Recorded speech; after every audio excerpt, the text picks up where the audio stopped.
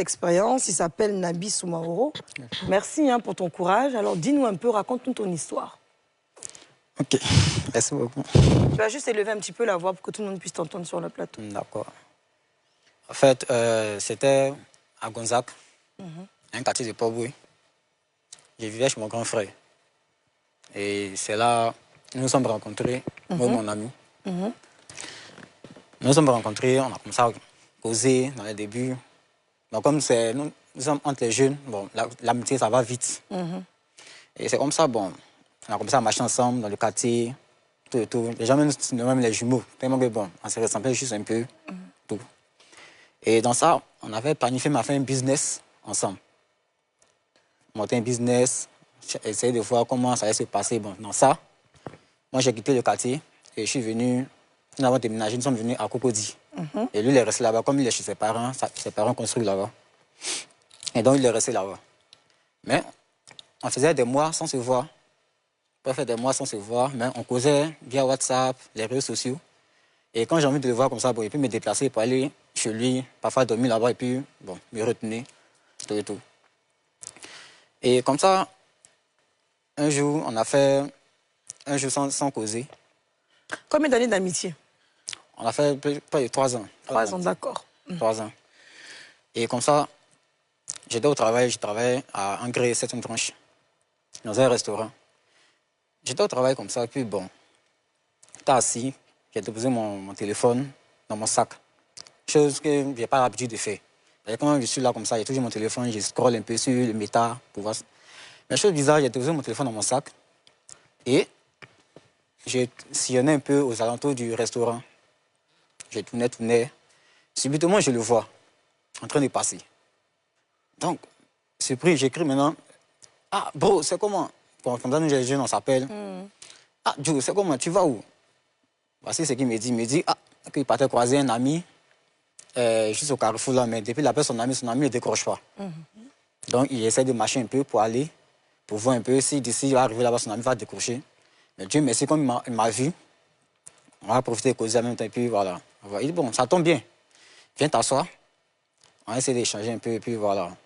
Bon, moi, j'étais content de le voir. On a commencé à papoter, causer. Je l'ai offert à boire, la nourriture. Il a mangé. bu? Oui, il a mangé. Il a mangé. Ok. Fait à boire, il a mangé tout. On a commencé à causer. Et lui-même m'a même rappelé du business qu'on allait monter. Il dit, mais, frère, c'est comment on parle le business qu'on doit monter? Il dit, oui, c'est comme ça. Le business, on va le faire. Mais comme c'est une histoire d'argent, on va essayer de réunir les fonds, comment faire, et puis on va tomber le business. Mais il dit, il n'y a pas de souci, donc si tu es prêt, tu me fais signe, c'est toujours famille en ensemble. Il dit, ouais, c'est ça. En tout cas, on a passé des heures. On a parlé des heures, en train de causer, on parlait de tout et tout. Jusqu'à ce que son heure arrive. C'est quoi son heure? Son heure, genre, il va partir. Ok, d'accord. Il va partir. Mais je lui ai demandé, mais par rapport à ton ami, c'est comment? Il dit, mais puisque son ami ne décroche pas, il va se retenir. Il sait qu'après, son ami va le rappeler. Sans savoir que son ami qui venait voir, c'était moi. Donc, j'étais là. Il est parti chez elle, l'accompagner, jusqu'à il le laissait retourner, je suis retenu. Il a emprunté même un taxi devant moi. Et il est parti. J'ai dit, ok, après ça. Donc, quand je suis retenu, j'essaie de prendre mon téléphone. Je vois plus de 13 appels en absence. Mais pendant ce temps que moi, j'étais avec lui, le téléphone était dans mon sac. C'est ça. Mais il n'avait pas mis le téléphone sur silence. Je n'avais pas mis aussi sur vibreux. Il était sur sonnerie. Mais quand le téléphone sonnait, personne n'entendait le téléphone sonner. Ok, donc toi-même, tu n'entendais pas ton téléphone sonner? Non. D'accord. C'est comme si, bon, nous étions assis, on était quelque chose à 20 à 30 mètres de cela. Mais quand le téléphone sonne, tu ne peux pas entendre. C'est ça. Mais ceux qui sont juste à côté, ils peuvent entendre le téléphone sonner. Ils disent, ah bon, ton téléphone sonne, viens prendre. Oui, il y a un téléphone qui sonne d'un sac. D'un sac, c'est petit, non, viens prendre. Ben, personne n'a signalé rien. J'étais là. Je suis revenu pour mon téléphone. Je rentre dans les appels, je vois plus de 13 appels en absence. 13 appels, hein? Wow. 13 en plus. 13. 13 appels en absence. Bon, il y avait les appels de mon petit frère, mes amis, tout et tout. Mais il y a un qui m'a appelé plus de 7 appels, 7 à 8 appels. Quoi. Donc, j'ai appelé d'abord mon petit frère pour savoir, mais qu'est-ce qui se passe, puis tu m'as appelé. Il m'a dit non, il n'y a rien. J'étais juste me saluer, comme ça fait 2 jours, tout et tout. Et il dit, ah d'accord, il n'y a pas de souci.